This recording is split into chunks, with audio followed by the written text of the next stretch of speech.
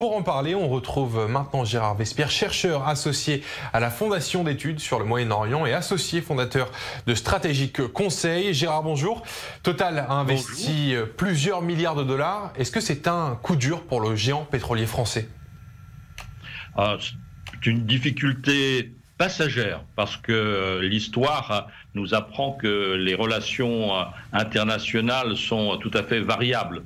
Et donc, il y a eu une présence historique de Total en Iran il y a quelques dizaines d'années, une sortie, un presque retour avec ce contrat. Donc, voyez-vous, il y a une évolution dans le temps et ce n'est qu'un des investissements que Total, bien sûr, met en place dans le monde entier. Donc, et d'autre part, il y a une présence de Total au Qatar.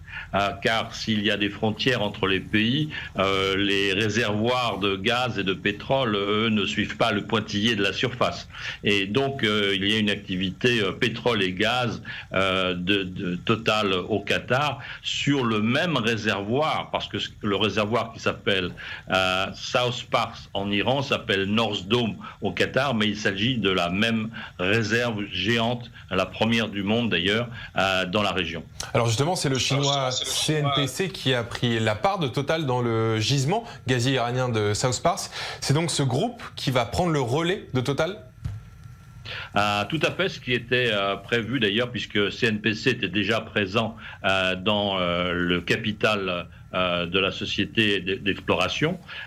Mais il faut savoir aussi que, comme je viens de le dire en ce qui concerne Total, il y a une présence chinoise qui a des hauts et des bas en Iran. Il y a quelques années, les Chinois étaient arrivés pour prendre le relais des compagnies occidentales et donc certaines ont dû, à la demande de l'Iran, retourner chez elles parce que les prestations n'étaient pas ni dans les délais ni à la hauteur.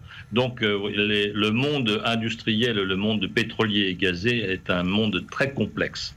Alors Gérard Vespierre, quel est l'objectif des États-Unis en isolant économiquement l'Iran? L'objectif, il est géopolitique. Nous avons deux types effectivement de batailles en ce moment. Une bataille économique, et je précise les doubles termes, entre par exemple la Chine et les États-Unis qui se battent sur des tarifs douaniers, les États-Unis et puis l'Europe qui se battent sur des tarifs douaniers.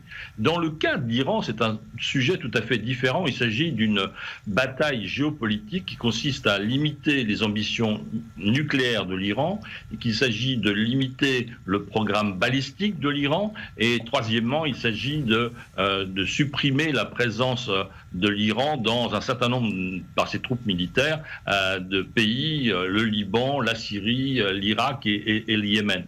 Donc là, on voit que l'économie est un outil au service de la politique et d'une vision politique partagée par les États-Unis, par Israël, par une grande partie des pays européens, car s'il n'y a pas de sanctions européennes, la position politique de l'Europe est très proche de celle des États-Unis. Politique, je dis bien. Il s'agit, de la part des Européens, de limiter le programme nucléaire, en particulier la clause de sortie en 2025.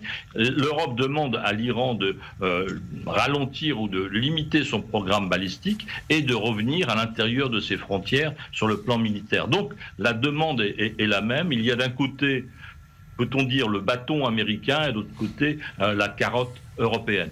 Merci beaucoup, Gérard Vespierre.